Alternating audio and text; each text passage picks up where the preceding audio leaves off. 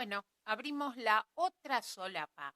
De nuevo vamos a poner un poquitito, perdón, ahí está, ahí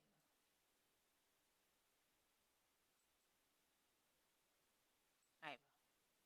Vamos a poner las moléculas como hicimos antes. Y ahora vamos a ver, fíjense, acá me dice que yo puedo dejar manteniendo constante una de las tres variables de estado. Recuerden que las variables de estado eran la presión, que era el choque de las moléculas con las paredes del recipiente y entre sí.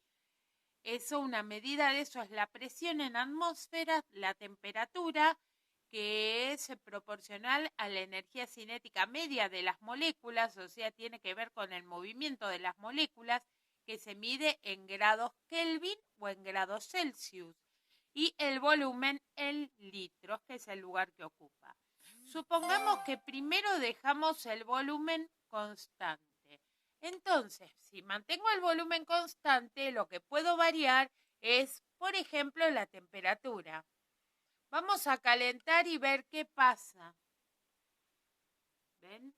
Cómo sube la temperatura y sube la presión. O sea que si mantenemos el volumen constante, sube la temperatura, sube la presión. ¿Qué pasa si baja la temperatura? Baja también la presión. Perfecto.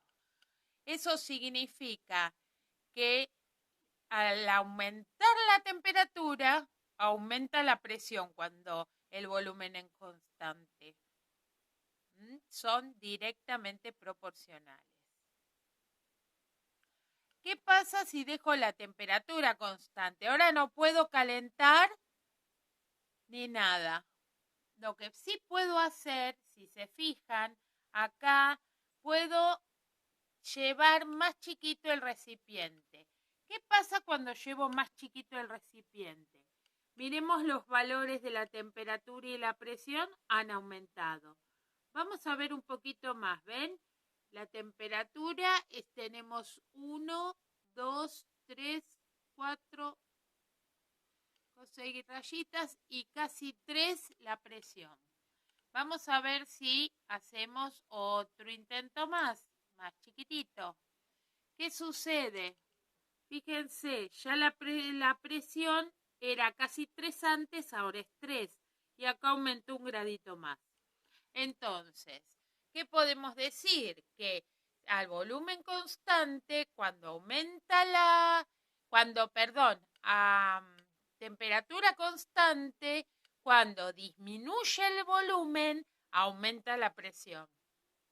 ¿Qué pasa si yo aumento el volumen? ¿Qué pasa con la presión?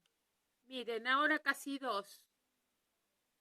Es decir, que a temperatura constante, cuando aumenta el volumen, disminuye la presión. Son inversamente proporcionales. ¿Qué pasa con la presión? Si yo ahora aumento la temperatura dejando la presión, miren qué pasó. Uy, se hizo enorme el recipiente. ¿Cómo es eso que se va agrandando el recipiente? Es decir, que a presión constante, al aumentar la temperatura, aumenta el volumen. Es más grandote el recipiente. Son directamente proporcionales. Con esto podemos deducir las 3 leyes de los gases ideales, que son las 3 leyes que ahora vamos a ver. Y fíjense acá, la temperatura está expresada en grados Kelvin, pero yo si quiero lo puedo poner en grados Celsius. Recuerden que eran diferentes maneras de nombrar. Grados Kelvin, grados Celsius, es como hablar de pulgadas y centímetros. Son 2 unidades diferentes para la misma magnitud. Vamos a ver entonces en el próximo video las 3 leyes de los gases, que también les saqué una foto para que lo tengan con detalle.